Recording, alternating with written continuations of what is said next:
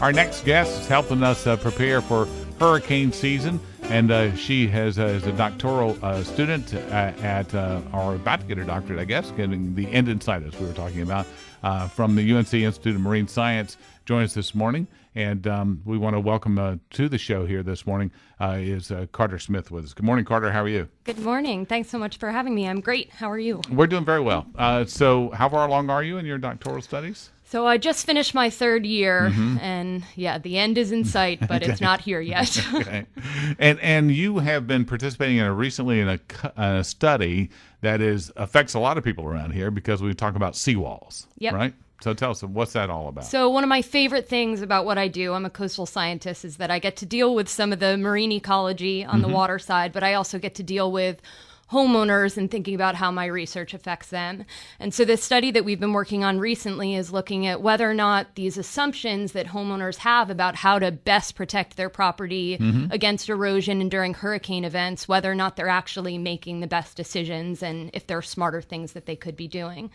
And so traditionally, for hundreds of years, when people think about how to stop erosion on their property, typically they build some kind of a wall. Right. Here in North Carolina, the most common thing that people typically use is something called a bulkhead. It's this corrugated sheet pile that you see in marinas and all along the coast. Other types of the Coast Guard has a wall. Yeah, exactly. Right. And you see seawalls and groins and jetties, sloping rock structures. These are all hard shorelines. Riprap out there. Exactly, yeah. riprap. And so we wanted to look at how these hard shorelines were performing compared to more natural options. Like seagrass and stuff? Like salt marshes and also these hybrid types of shorelines that combine ecosystem-friendly elements like restored marshes with offshore breakwaters. And so we started this study back in 2011 after Hurricane Irene, and we surveyed about 15 miles of the North Carolina coast to see how much different types of shorelines had been damaged. And we repeated it again after Hurricane Arthur in 2014, and we found that of the 5 miles of bulkhead shoreline that we surveyed, about 1 mile was damaged after every storm, which might not 20%. sound like a lot exactly, but it's actually quite a lot when you think about the fact that somebody's going to have to come in and repair that damage, and it has a lot of associated costs. Now, what kind of damage were you seeing? So everything ranging from just landward erosion, which in most cases still means someone has to come in with a big truckload of sand and fill it back in if you want your property to look nice, all the way to complete collapse of the structure where it had been ripped off, and in that case there's usually a lot of property damage and house damage associated with that. Is there a difference about where a seawall, let's just stick with seawalls now, where they might be located, like if they're on a creek versus on the actual sound front, on the intercoastal, or wherever? Sure, yeah. So there's definitely a spectrum for where different shorelines are appropriate. So there are going to be some places that are really high energy where maybe your only option if you want to live there is to put a bulkhead in. But in these lower wave action areas, it's very possible that just planting some restored marsh grasses could offer you the same level of protection that a bulkhead would at a fraction of the cost. Is there a way to measure the wave action time? I mean, how do you know if it's a low or high wave action area? Yeah, so that's a great question. And actually, a lot of the state agencies in North Carolina are working on putting specific tools together where you can, put in your address and it'll kind of spit out what your best options are for shoreline stabilization. But we also have these types of shorelines that are being promoted. They're called living shorelines, and some forms of them can be put in even really high energy areas because you have these planted marsh grasses, but then you also have a more highly engineered breakwater that's put in front of the marsh grass to protect it in those higher wave like a energy sandbar areas. Exactly. Yeah, it's like a sandbar. And the really cool thing about them is that they're often built in a way that encourages oyster recruitment. So you can get sort of this oyster reef right offshore that's protecting your marsh. Yeah, some of these new oyster beds that are coming out as well look like they accrete pretty quickly. Yeah, exactly. From what we've seen in some preliminary work in a different study that we're doing is that they accrete quite significantly right behind them, and they even accrete a little bit in front of them, whereas bulkheads in storms, best case scenario, you're going to maintain the status quo, and worst case scenario, you're going to have a lot of landward and seaward erosion. Yeah, what causes it? I know you see your bulkhead. Sometimes you walk up towards a bulkhead, and the land is collapsing on the land side of it. Right.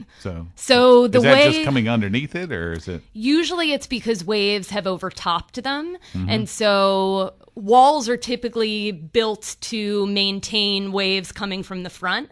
But when you have a high water event like a hurricane and you have waves that are actually coming on top of it, then you start to get scour behind the structure. And when you get that scour and water back there and it has no place to go, then you get this forcing of water back towards the seaward side. And that's ultimately a lot of times what causes their complete collapse in a storm.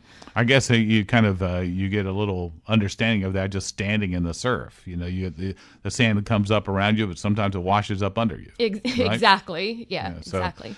So again, you say even in some high wave action areas, some living salt marsh, but a lot of people are worried, you know, they may have a dock or they have other structure that recreational structure. Right. And I would say the same thing goes for these living shorelines with a dock as it would with a bulkhead. You would have the dock extending out over the living shoreline just like you would with a bulkhead. So if your dock is vulnerable in front of a bulkhead, it's probably going to be vulnerable in front of a living shoreline. Okay, so if somebody already has a bulkhead, but maybe they are convinced that they want to put in a living shoreline. Is that easy to do? Or is that, I mean, you're tearing one out. It's tough. Right, exactly. It is tough. Do you go in stages with that maybe? Or So the easiest way to go about it is definitely if you have a natural shoreline and you're trying to figure out how to protect it, to go first for that living shoreline rather than putting a bulkhead in. If you already have a bulkhead, I would say stick with it until it fails or until you can't. And I mean, can you do more things in front of it and the water side that might actually then make it more amenable to take it out? Yeah, so we do have some properties in North Carolina. The permitting, I think, gets a little bit more confusing in situations like that. But we do have some homes that have a traditional bulkhead that's further up on their property, and then they've put in one of these living shorelines much further down. And the nice thing about that is, one thing I haven't mentioned is that these hard shorelines like bulkheads, they have a lot of negative effects on important coastal habitats like salt marshes, seagrass beds, oyster reefs, and then consequently they also have all these negative effects on all of the wonderful types of fish that like to use those habitats. And so even having some kind of a marsh in front of it, like a redfish, exactly. Even having a little bit of a marsh in front of that bulkhead will not only help protect your bulkhead, because marsh is actually pretty good at breaking wave energy during storms, but it provides this wonderful habitat for all of the wonderful things we like to eat in North Carolina, like blue crabs and redfish. And now you mentioned, you kind of alluded to a little bit, is that the permitting issues and the licensing issues, the riparian rights, all these things play into it. So it's not just the science; you have to look at the social science aspect too, right? Absolutely, and that's something that many of the agencies in North Carolina are actively working towards. Is making the permitting process a little bit easier for these living shorelines, because currently it is easier to put a bulkhead in than it is to put in a living shoreline. Really? Okay. Yeah. So usually if you want to put a bulkhead in, somebody comes out and checks your property, and on the outside, you've got a permit in your hand within 4 days. With a living shoreline, it can sometimes take up to 100 days. You mentioned a separate study. You sometimes do, or you're doing the oyster study, like some people have created these really kind of grids for growing oysters. Is that part of your study? Yeah, so we do have, from Hurricane Matthew back in October, we have a 3-year study looking at essentially comparing these living shorelines to bulkheads that are right next to them, to the natural marshes right next to them, to see how each type of shoreline performed during the hurricane.